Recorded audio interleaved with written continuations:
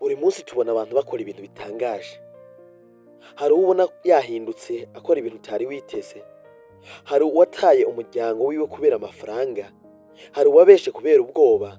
Hari uwatakaje ubwenge kubera urukundo.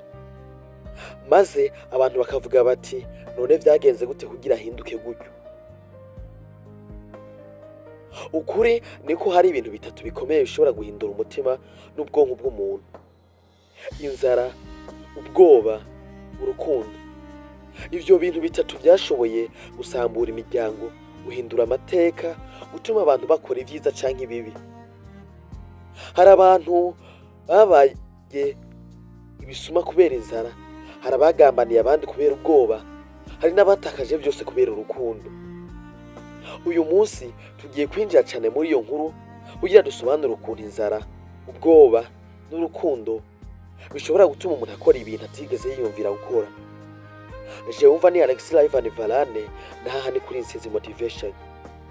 Sangwa ikaze. Inzara ni kimwe mu bintu bikomeye bishobora guhindura umuntu.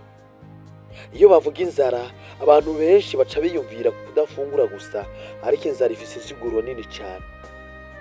Hari inzara y'amahera, inzara y'amafaranga, inzara y'intsinzi, inzara y'icubahiro, ndetse n'inzara y'urukundo, mbere n'inzara yo kubaho neza.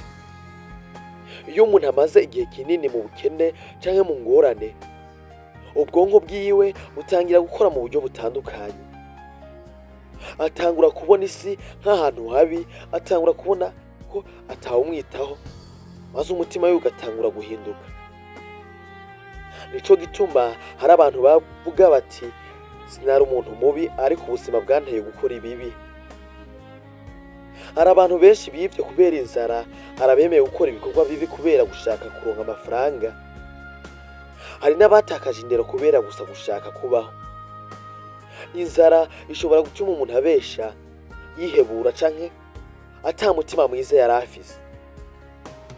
Ariko kandi hari abantu inzara yatumye bakora cyane kugira bahindure ubuzima bwabo. Nico gituma inzara ishobora gusambura umuntu canke kumwubaka.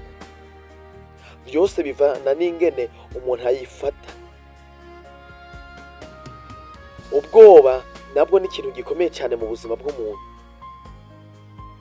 Hari ubwoba bwo gutsindwa, ubwoba bwo kubura amafaranga, ubwoba bwo kubura uwo ukunda, cyangwa ubwoba bwo kubura akazi.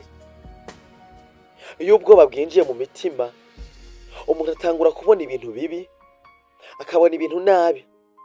Ubwoba burashobora gutuma umuntu avuga ibinyoma, ahunga inshingano canke agambanira abandi. Hari abantu benshi bakoze amakosa atari kubera ko ari babi, ariko ari kubera ubwoba ndetse no gutinya. Iyo umuntu afise ubwoba bwinshi, umuntu arahagarara, agahagarika umutima ndetse akabura amahoro. Ibitekerezo bigahungabana, maze ugasanga afashe ingingo nabi. Mu buzima bwa misi yose, abantu benshi babaye imbohe z'ubwoba.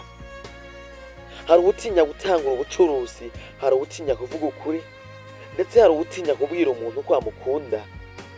Hari umuntu imbere n'uwitinya kuba wenyene.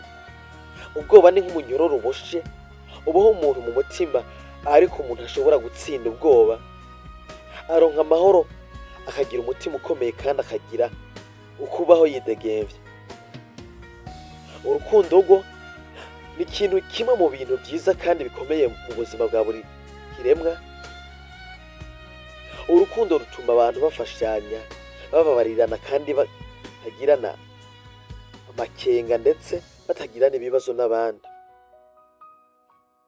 Hari abantu bakoze ibintu bitandukanye kubera urukundo. Hari abaretse ubuzima bubi kubera umuntu abakunze. Hari n'abarokoye abandi kubera umutima w'urukundo. Ariko kandi urukundo rushobora kubabaza cyane iyo umuntu akunze birenze urugero. Ashobora kwibagira ubwenge bwiwe bw'umwimerere, kwemera ibintu bibi canke gutakaza amahoro yiwe. Hari abantu benshi bababajwe n'urukundo kubera guhemukirwa, kubera kubengwa, canke kubera gukunda umuntu atabakunda. Urukundo rushobora gutuma umuntu arira, yihebura canke akora ibintu bitigeze yiyumvira kuba yokora. Nico gituma bavuga ngo umutima ukunda ntubaza. Ariko kandi urukundo rwiza ubwo kubabaza urukundo rwiza. si ubwo kubabaza umuntu, ni urukundo rutanga amahoro kandi rutuma umuntu aba mwiza. Iyo umuntu amenye gukunda neza aronka umutekano wo mu mutima, akagira icyizere kandi ubuzima bwiwe bugahinduka ubuzima bwiza. Ndashimiye wanye nacu muri iki kiganiro kigufi, aho tubashije gusobanura ibintu bitatu bishobora gutuma ubuzima bwawe buja mu kaga, canke ibintu bitatu bishobora gutuma ukora ibintu tugakoze. Ndabashimiye.